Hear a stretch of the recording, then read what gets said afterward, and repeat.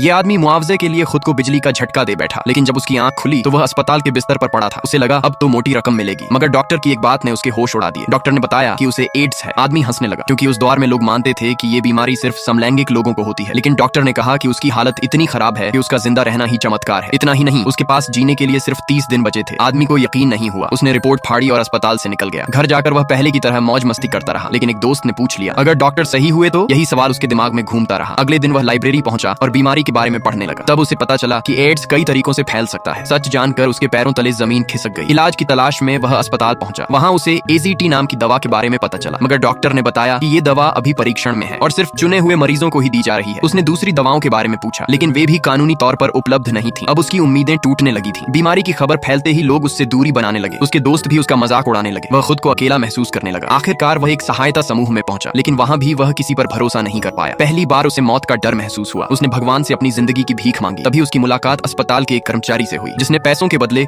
उसे चोरी छिपे दवा दिलानी शुरू कर दी। मगर दवा लेने के बावजूद उसकी हालत बिगड़ती जा रही थी। नौकरी चली गई, दोस्त दूर हो गए और शरीर कमजोर पड़ने लगा। एक दिन कर्मचारी ने उसे दवा देने से मना कर दिया। इसके बजाय उसने एक पता लिख कर दिया। उसने कहा कि मेक्सिको में एक डॉक्टर है जिसके पास बेहतर इलाज हो सकता है। आदमी को लगा उसके साथ मजाक हो रहा है, लेकिन उसके पास कोई और रास्ता भी नहीं था। उसकी हालत इतनी खराब हो गई कि वह बेहोश होकर अस्पताल पहुंच गया। होश आने पर डॉक्टर ने बताया कि उसके खून में AZT के अंश मिले हैं।